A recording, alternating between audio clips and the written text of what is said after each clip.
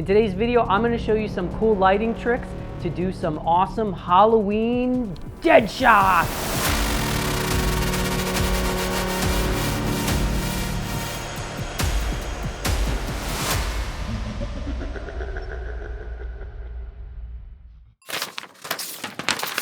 What's up everyone, my name is Pete. I am a photographer based in New York and I make weekly videos on portrait photography, camera gear, and much more. So if you like this video, please subscribe to the channel, hit that like button, and share the video with your friends. Our first setup is super simple and it really can be used for any kind of dramatic portrait you want to create. But for our Halloween portraits, we had our lovely model Laura in a sort of Tim Burton inspired costume and makeup. Now, this setup used one light. It's one continuous light in a 20-inch beauty dish, which I placed directly over her head and sort of angled towards her at about 45 degrees. Now, at first, Laura was quite a few feet from my backdrop, maybe 5 feet, and the dish was set pretty high above her head. But as we went, I wanted to dial up the dramatic shadows even more, so I had her stand right in front of the backdrop, and then I lowered the dish so it was just above her head and out of the frame of the camera. This not only resulted in more contoured light on her face, in other words, more drama, but also by placing her right in front of the backdrop, I was able to incorporate all of the cool, interesting, strong background shadows that the light now threw onto the backdrop. I added a black V-flat camera left to further absorb some of the light and give me even darker shadows. Since it's spooky season, I don't mind crushing the blacks and having those really deep shadows, which sometimes I don't necessarily want in my regular portrait work. Okay, our next setup didn't change anything, but only added one additional light. I took a LumeCube Tube Light Mini, which is an RGB light stick, and I chose a nice creepy red color to add a wash of red to the frame, but primarily to add a kick light to Laura's face on her camera right cheek. Now you can see on her camera right cheek, now she's got this really nice reddish glow. And this was accomplished by placing the light behind her and aiming it sort of back towards her, but sort of towards me as well. And again, I kept the original beauty dish from our first setup in basically the same spot, and I just added a light to our setup for both Laura and Jessie. Next, Laura put on a hat, and you'll notice that in some of these shots, I had her look up towards the beauty dish.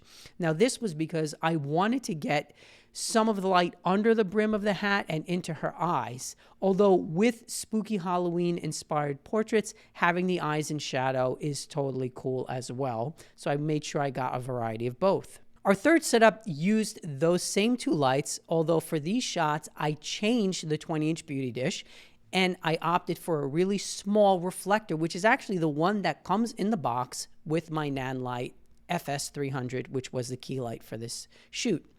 The smaller light creates much more defined and angular shadows on the cheeks and neck.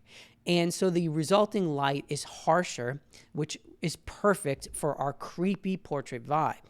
We also added some mist spray to these shots, and then I even started to take some photos incorporating my C-stand in the foreground of the images, but thrown out of focus. This created more depth and gave some visual interest for the viewer, almost like a cinematic vibe. And as I always do, I moved from side to side and I made sure that I got a bunch of different angles by just moving my feet without moving any lights, because you can really create a bunch of different results just by moving your feet around your studio or your space. I also used this setup with and without the red kick light for our other model, Jesse, and his zombie dead shots. And as with the photos of Laura, I made sure he looked towards the light for some of them just to get more light in his eyes. Although the deep shadows created by having a high key light pointed down at the subject is super cool for a zombie dead shot. I also shot through my C-stand as I did before to create another layer. And then I took a reflector and I handheld it just below Jessie and even incorporated that into some of the shots, blown out of focus to give it a more creepy vibe. Our next setup used a Genere DMX512 RGB Fresnel light, and I placed Laura in front of a dark blue backdrop as opposed to the gray one in our first shots. The Fresnel is on its own a very dramatic key light, and it also has barn doors, which I love to use to cut the light across the face or across the backdrop. Now, we used a bluish color, and then I added a large umbrella to the side to provide some fill light, because if you're using RGB lights as key lights, you just have to be a little bit careful, because depending on the color you choose, you can really easily blow out your highlights, and then your resulting image will have very little actual detail to it. So by adding some daylight balanced fill light, it can help to preserve some of those details for the editing room. But since it's Halloween, we're doing Halloween dead shots and Halloween portraits.